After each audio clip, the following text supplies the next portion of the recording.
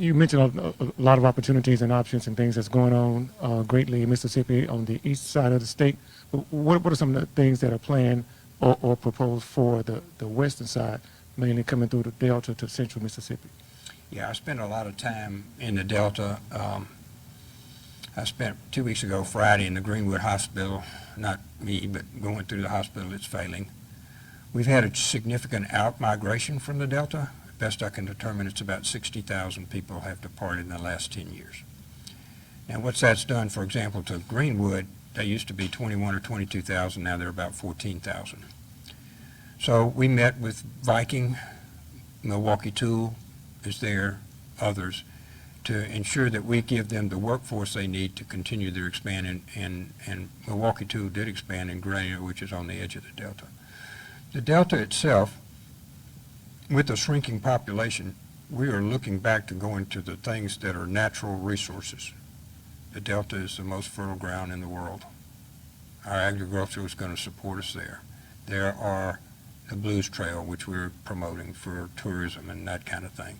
We've opened up another location for the steamboats to land, and they go to Ruleville, and they'll go to the B.B. King Museum, and they go to Cleveland, Mississippi. They stop in there. They stop at Greenville, Vicksburg, and Natchez. So we're opening up the economics to do our tourism better in the Delta.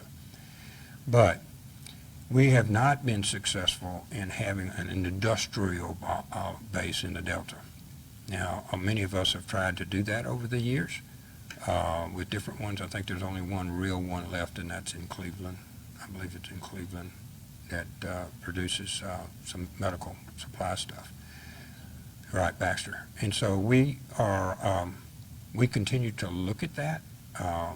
With the out-migration, the most important thing is to make sure that people, that we utilize the parts of the state like that have specific talents. We have tourism talents there. We have the most fertile ground in the world there. We have really great people there. So that's what we'll be emphasizing. To get a Toyota to move to Rolling Fork is probably just, it's probably not going to happen. But I spent a lot of time in Rolling Fork and grew up just right outside of there. So I mean, I have a great love for the Delta and the people and how it comes. I think our assets are our tourism industry, our agricultural industry particularly, and then our industries in the Greenwood area that are expanding that we want to take and expand, I'd say, back out to Cleveland. Delta State and Mississippi Valley State met with both of them. Their numbers are down, their enrollment numbers are down on those two universities.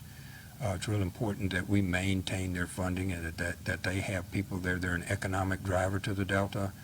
But in addition to that, the kids that graduate, young men and women that graduate from there, we've got a better chance of them staying and starting a business somewhere in the Delta.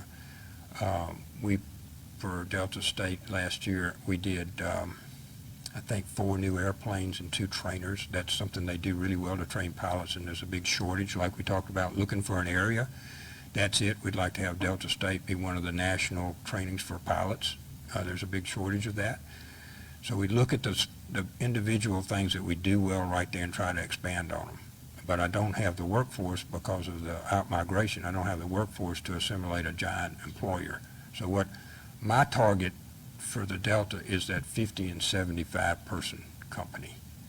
I don't need 1,000 employees because I just really can't assimilate them without just really marginalize a whole bunch of other companies. So I think our growth project there, and why I drafted Inflex when we did it, is to have it do that way, is to look at those 50 and 75 that we might position somewhere and then take advantage of the ones we have here, like tourism and airplane training pilots, those kinds of things.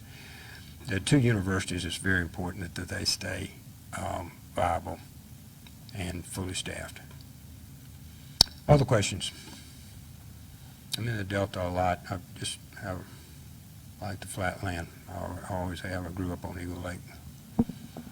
Any other questions?